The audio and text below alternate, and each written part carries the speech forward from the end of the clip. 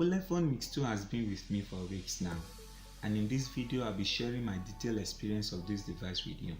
After watching this video, one thing is certain: you're either going to like this device or hate it, depending on the class of smartphone user you belong. So don't go away.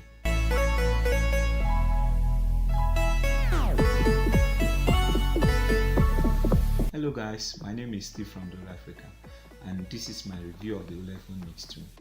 Unlike the Ulefone Mix 1, which took its design aesthetics from the Xiaomi Mi Mix, the design and feel of the Ulefone Mix 2 is completely inspired by the more premium Samsung Galaxy S8. The device features a 5.7-inch full vision display built into an all-plastic finishing.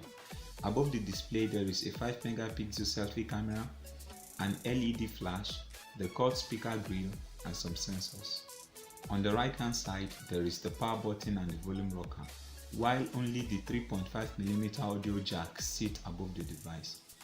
Below the phone is the loudspeaker grille, a USB 2.0 port, and a microphone, with some notable network antenna straps below and above the device.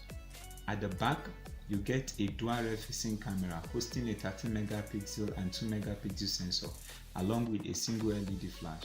There is a rear fingerprint sensor and Ulefone branding below the camera, while the 3000 mAh battery, SIM cards, and memory slots are hidden underneath the removable back panel.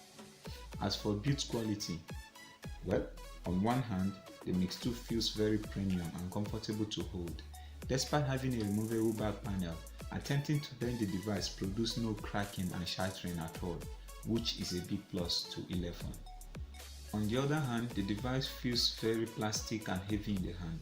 The build is completely plastic, not even a metal frame is used, and Ulefone should have still put in more effort to reduce the overall weight of the device.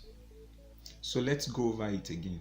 The display on this device is a 5.7-inch IPS HD Plus display.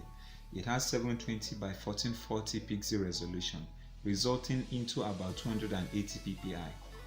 All 4 bezels around the screen are kept very minimal. The IPS panel supports 5 fingers touch per time. The display is gorgeous and bright enough for both indoor and outdoor use. When using the device indoor, I tend to easily forget that I'm using a sub-$100 smartphone due to its color reproduction. During outdoor use and sometimes under direct sunlight use, the device struggles to produce enough brightness needs to combat the bright rays coming from the sun. But trust me, nothing to complain about at all. Just tilt the device a little and you are good to go. Viewing angles are very okay also. Icons and text are sharp, and it's no pain at all looking at the device from different angles. In the heart of the device there is a quad-core MediaTek MT6737 processor clocked at 1.3 GHz and Mali T720 GPU. You also get a 2GB of RAM and 16GB internal storage. As mentioned before, the device has got a stock Android 7.0 Nougat without any separate customization, which also means user will be getting all Google goodies preloaded. Now, combining the processor and stock Android 7.0 on the Mix 2 helped the device to be fluid most of the times. All apps loading was okay and stable. Memory management was also great. The 2GB of RAM was able to give me smooth multitasking between 3 to 5 apps, and screen splitting feature of Android 7.0 is also in place. Out of the 16GB internal storage, almost 6GB was already preoccupied out of the box, and before I could finish running all my tests, the smartphone was already complaining of low storage. So if you plan on getting this device, then you might want to make arrangement for an external SD card. If you love playing with gestures on your Android smartphones, then this device is for you. From standby, you can double tap to wake, slide up to unlock, Paint E for browser, Paint E for camera, and so on. You can even choose what you want the smartphone to do after painting any of the above options. As for the full screen display, user can also select apps that should or should not run in full screen. The rear fingerprint scanner was a trouble locating at first, but after spending some days with the device, I became very comfortable with it. Now, while unlocking the device was not as fast as I expected, I love the fact that the sensor can be used not just to unlock the device, but also as a return navigation key to pause or play music and videos, answer calls, take photos, and can even be used to access recent app screen. Whoa, too many functions, right? Seriously, I find the rear fingerprint scanner to be so useful. As for connectivity, the Mix 2 provides room for dual nano SIM with support for 4G LTE speed. Network reception is great and I could easily stream YouTube HD videos without unnecessary buffering. Also, making and receiving phone calls with the Ulefone Mix 2 was not an issue at all. I could hear my callers clearly well as much as they could hear me.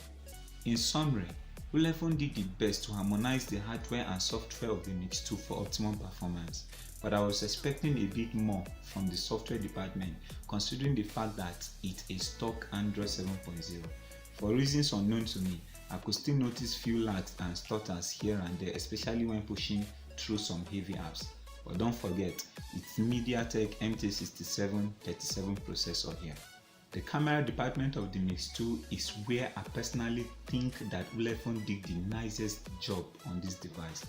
Dual rear camera setup is one of the most trending factors in the mobile arena currently, but trust me, most OEMs, especially those offering dual sensor on mid-range to low-end smartphones, are playing you scam. And if you doubt me, then please refer to my review on the Lego T5C smartphone. Generally, I would always recommend folks buying low-end phones not to go for a smartphone with dual rear camera setup.